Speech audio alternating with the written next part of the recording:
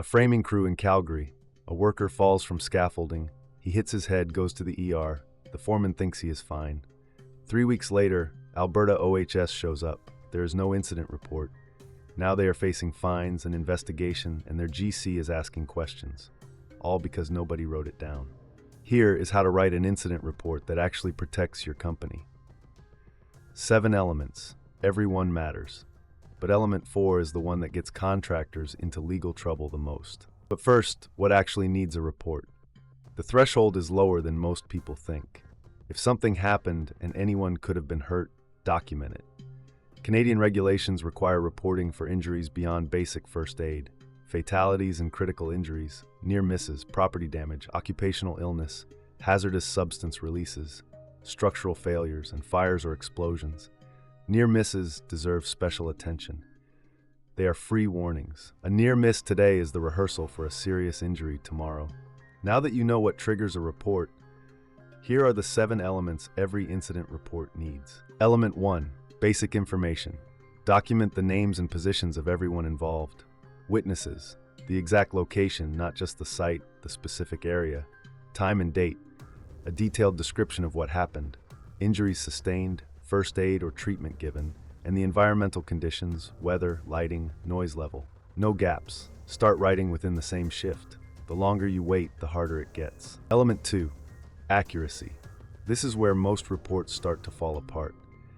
The document has to be accurate. No gaps, no errors. If it is handwritten, corrections get initialed by witnesses. Every detail matters because this report may be the only record of what happened.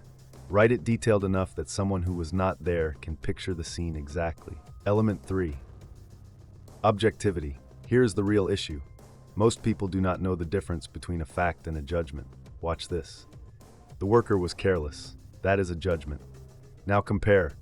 The worker's foot slipped on a wet surface while carrying a 50-pound pipe section. That is a fact, and it points to a fixable hazard. Write what you observed, not what you assumed. Facts, not judgments. Let the investigation determine root cause. The report captures what happened. Element 4. Legal considerations. This is the one that makes contractors nervous, and it should.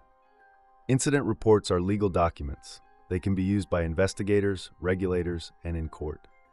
The report should clearly identify if the incident involves physical injury, assault, property destruction, work-related accidents, serious illness, or imminent death. If you are not sure whether a report is necessary, file one anyway.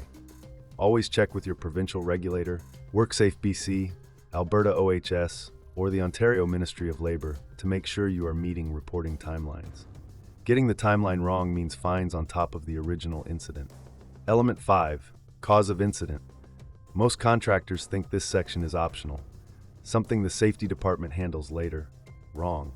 Even a preliminary cause note helps. Something like, the worker slipped on ice that had formed overnight on an uncovered walkway. That gives investigators a starting point. Think of it as a chain. What was the event? What were the conditions? What was the root cause? And what corrective action should be taken?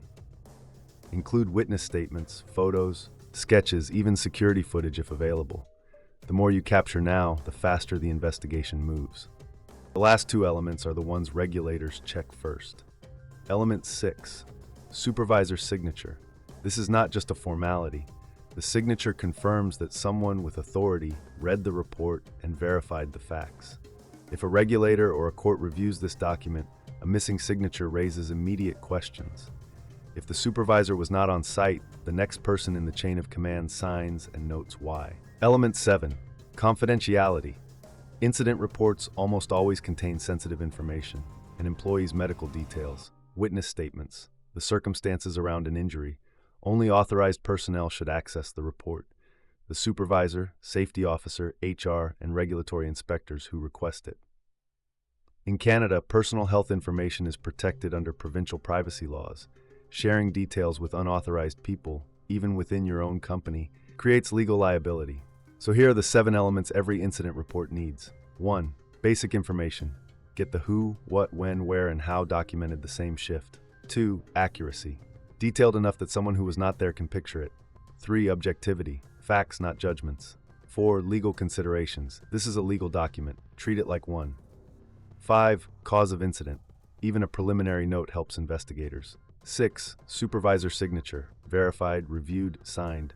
7. Confidentiality. Protect sensitive information. If you want to make this easier, we have a free incident report template and investigation kit. Link is in the description. And if you want to make sure your entire safety program is dialed in, not just your reports, subscribe. We put out new content every week that helps contractors like you stay compliant and avoid the expensive mistakes. Hit subscribe, and I will see you in the next one.